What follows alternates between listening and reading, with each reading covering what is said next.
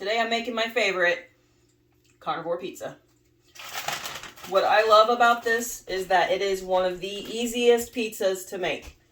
I don't hardly ever make it because I try to avoid how much dairy and processed meats that I'm eating, but every once in a while as a special treat, I love making this. Pizza was one of my favorite things to eat before I changed my way of eating. So I like the fact that I still have a really good option. Let me show you the cast of characters that are going to be involved.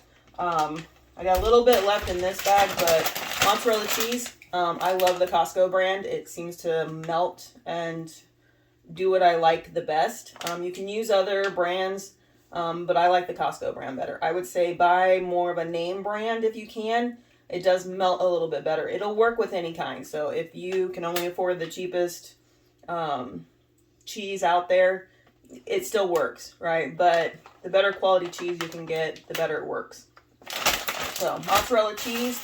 I like meat, obviously. I have salami and pepperoni. Like I said, I try to not eat these very often. There's a lot of people out there going to be all, oh, I can't believe you eat those processed meats. They're good, all right? And on occasion, they're not terrible. Pick the toppings that you want, that you feel comfortable eating, right? We'll go into that more here in a minute. But for me, it's just cheese, whatever my toppings are going to be, and then Italian seasoning. So that is it.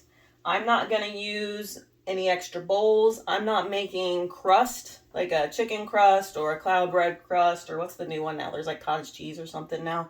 I don't want to. I don't have the time. It's too much work. That's too many dishes. I'm not doing it, right? Especially when I can do this method and it's super fast, super easy. So I'm going to show you how to do it my way. All right, I need a pan, non-stick pan. Use whatever you're comfortable with. I know there's all these concerns out there with like the chemicals and whatnot. Just use whatever non-stick pan you're comfortable with. You live your life. I'm not going to tell you how to do it. And then rubber spatula. You can do it if you don't have one of these. You can do it with like a regular turner spatula. I don't know what you call those things. You can do it with that. It's not as easy. I find this rubber spatula to be the easiest way to do it. But you can, work with what you got. All right. I've been there. So the first thing I'm going to do, I'm going to turn on my pan about medium heat. Ooh, there we go. Turn my pan to about medium heat, and then I'm going to spread out a layer of cheese on the bottom.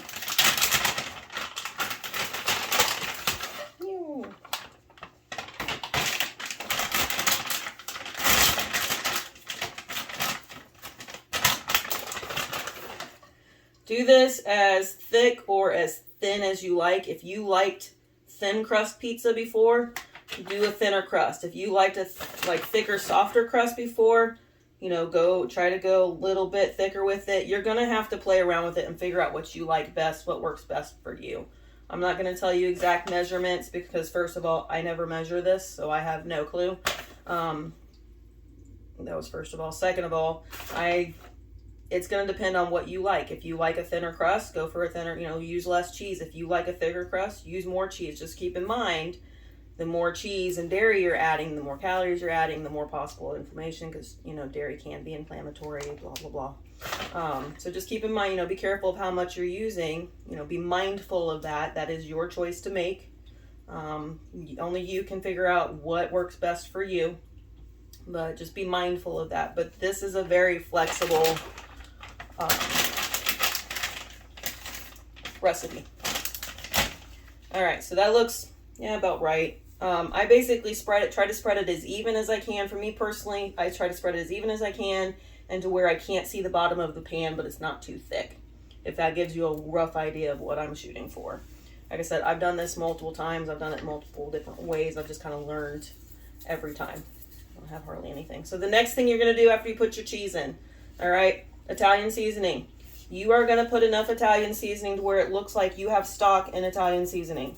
All right, I would find it really hard to overdo the Italian seasoning. You can put this on after you put your toppings on, but I noticed that I can taste it more when I put it in with the cheese. Probably because the moisture and everything from the cheese kind of helps, saturate it and bring out those flavors more. Maybe. I don't know. So Yeah, it's gonna, when you think you have enough, put a little bit more. All right. Like I said, you do it once, you don't taste the Italian seasoning, do more the next time you make it. All right.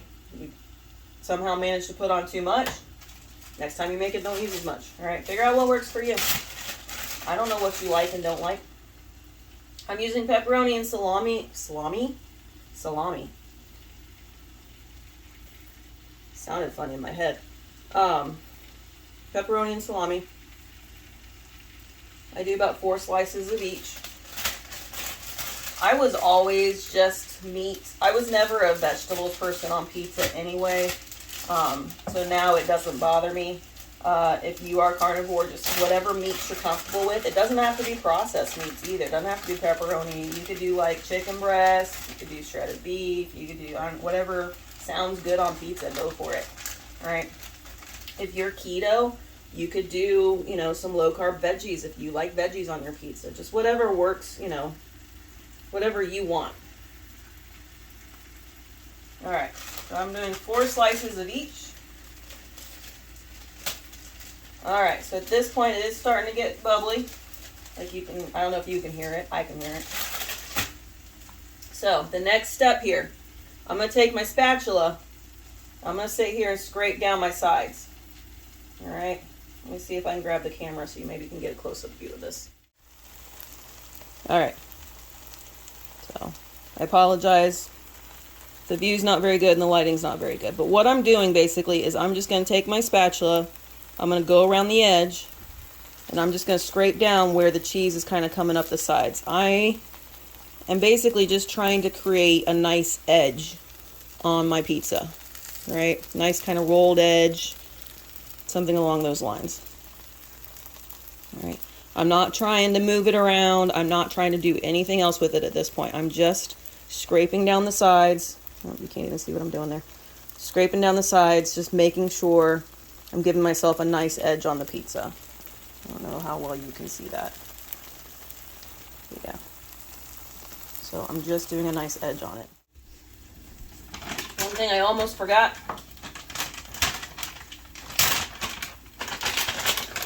I like to put a little cheese on top just to kind of act like a glue on the top to help kind of hold things together. Optional. Don't have to do it. Just my personal preference. Do whatever makes your heart happy.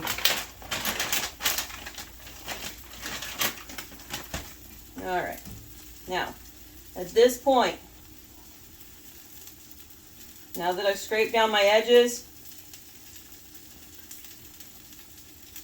I'm going to leave it alone. Don't touch it. You're going to want to touch it. Don't touch it. All right? This is the time that I'm going to clean up, because it's good to clean up as you go. All right, so it's been a couple minutes. We're starting to get pretty brown and crispy around the edges here. So what I'm going to do is I'm going to slowly start working my spatula under.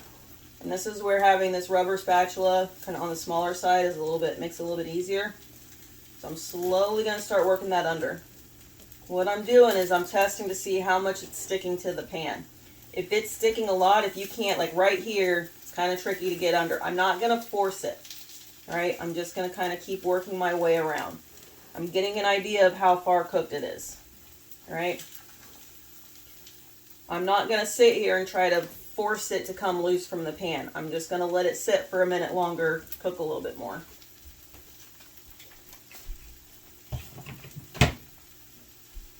One of the things that I like about making this pizza, I'll do it sometimes when I come home from work at night and I'm starving, I really want a snack. I can make this while I work on cleaning up the kitchen. The thing I really like about it is I can walk away from this, and it's pretty forgiving. All right, if I forget about it for a minute, there's a pretty good size window there to where I'm not gonna overcook it. I'm not gonna, have an issue with it. So, I'm gonna get a plate. Get my stuff ready for dismount here in a minute. All right, so I've given it a minute or two. All right. Now, I can feel it's still a little bit stuck in the middle. All right. there's been times I haven't done this check part. I literally have gone off and done some dishes, cleaned up around the kitchen. I try not to leave the kitchen, because if I leave the kitchen, it's over. I will burn my pizza. I try not to leave the kitchen though, but I do. I mean, there's times I'll put it in the pan, scrape down the edges to make sure I get myself a nice edge, and then I'll go wash some dishes, clean up, restock the fridge with, you know, water, stuff like that. Like, I find a bunch of little things to do that I need to get done, and just kind of leave it hanging out in the pan for a while. Like I said, it's very forgiving. The biggest thing with it is you're going to be tempted to mess with it and sit here and really try to scrape at it. The more that you mess with it before it's ready, the more likely you are that you're just going to have an ooey-gooey mess in your pan. So that's entirely up to how you want to do it. Alright, so as you can see, this was stuck just a minute ago. Now it's free. Alright, see how that can move around freely in the pan now? I just had to be patient with it. Now, here's the big thing. Alright, I'm going to start looking at the bottom of it. It's pretty dark, so I'm going to go ahead and turn this off. Like I said, it's not always, and that's, I don't understand it, but it doesn't always act the same. I make it pretty much the same every time now, because I've kind of gotten into what I like, but it doesn't always behave the same. I don't know if it has to do with humidity, the heat level being just slightly different on my gas burner. I don't know. But sometimes it'll take a while to release and it'll cook pretty fast on the bottom. Other times it takes a while. Just depends on what you're doing. So, like I said, this is pretty forgiving, pretty simple. Just figure out what works best for you. Alright? So, but what you're looking for on the bottom here is you're looking for a pretty dark crust. Now that looks burnt, and it's getting close to burnt, but not there yet. You're gonna, if you look at it and you're like, oh, it's burning, right? Unless it is like black on the bottom, you're probably good, right? I like mine a little bit on the crispier side, so I go pretty dark on the bottom. Because this is acting as your crust layer, as your support layer, right? Like I said before, if you like it crispier and firmer, cook it till it's more dark. If you like a really floppy piece of pizza, don't cook it as dark on the bottom. It just is a matter of personal preference. And like I said, this is pretty forgiving. I have cooked it pretty light on the bottom, and it's been pretty, you know, fairly floppy. Tastes good. Alright, I've cooked it to where it is dark. I don't know how well you can see it. That's pretty dark on the bottom. Alright, so it's going to be tasty either way. Now, if you're keto, you could put a little sauce on this if you wanted to after it's done cooling down. Or dip it. I used to do that when I was keto. I used to dip it in a little low-carb pizza sauce. But like I said, this is very, very much to your taste and what you want to do. And it's super easy. So right now, I turned off the burner a minute ago. I'm just kind of letting it cool down a little bit. I'm just giving it a minute, basically. Cool down. So now that it's actually kind of mostly stopped bubbling, we're going to go in for the dismount onto a plate. All right, I've got a basic plate here. Here's the tricky thing with this. All right, when you go to take it out of the pan, it is still going to have some moldability to it. All right, it's still going to possibly fold up on you. So what you want to do, all right, make sure you're nice and released from the pan. See how that easily moves around. It's not going to stick or anything. I'm going to get under it. All right, now because I did my crust so crispy, like I went really dark and crispy with the crust, it's going to have a little bit, has more firmness to it. It's going to be a little bit easier to work with, but the more soft it is, the harder it is to get it moved over. The biggest thing is, this is the time to be bold and brave and really go for it. Don't second guess it. Don't stop halfway through the move. You're going to go for it. All right? So, gung-ho. You're going to get under it and just right onto the plate. Don't stop halfway or you're going to have a folded up mess. All right? Just go for it right onto the plate. All right? So, then what I'm going to do, where is my pizza cutter?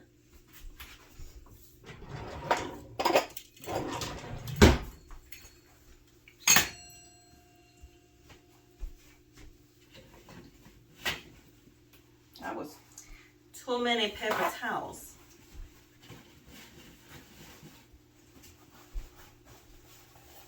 All right.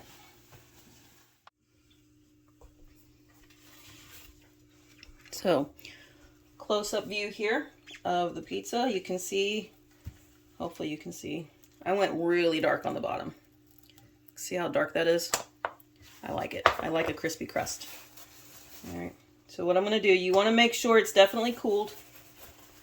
You want to make sure that it's not bubbling still, that it's starting to firm up, right? And then you're going to take, so you can see, depending on what type of cheese you use and what type of meat you use, you may have like what you see here where there's still, like there's little puddles of grease and stuff on it. If you like that, go for it. I've eaten my pizza like that before. I ended up dripping grease all over the place and down my arm, and that's when I decided maybe I don't like that so much. So I will just sit here and blot it off, right? Very gentle touch. I'm not pressing really hard. I'm just kind of tapping the pizza with paper towel, right? I'm not like sitting here pressing down on it or anything.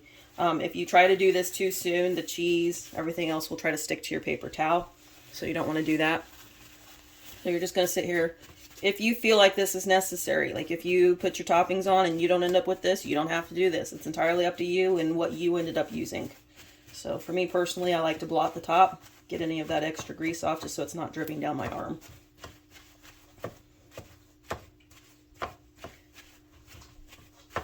There we go.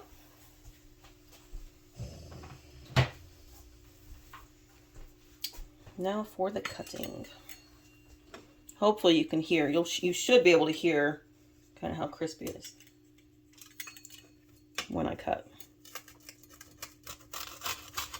Oh yeah. It's moving.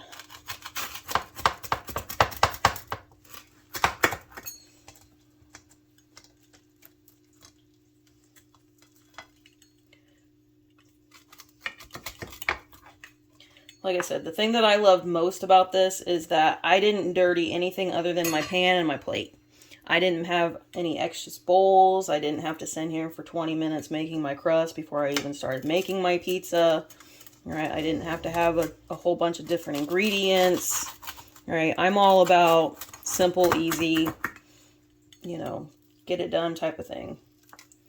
So if you like, you know, the cloud bread and the chicken crust and the whatever all the new trends are. I need to quit talking and focus on actually cutting. There we go. If you like that type of thing, if you enjoy making those recipes, 100% I think that's awesome. There's people out there that, you know, do all those different types of substitutions and cooking and recipes and all that. That's just, it's never been my style. I like to bake. I like to cook. Don't get me wrong. There are times I do enjoy doing kind of more involved projects like that. But for normal day-to-day, it's not worth it. Not for me, anyway. So there we go. There is my pizza. Took me, what, 10-15 minutes to make it. Didn't have any other dirty dishes other than that. It's fantastic. All right, so here we are. Piece do I want to eat first? So that's the piece I just held up. Okay, look at that. Holds its shape really well.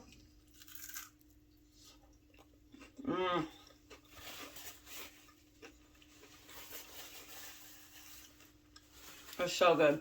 Got that crusty crispiness to it. With the ooey of the cheese, the meat. I'm not gonna be one of those people that's like, oh, it tastes just like normal pizza. No, but it's pretty close. And especially for how quick and easy it was, it's really good.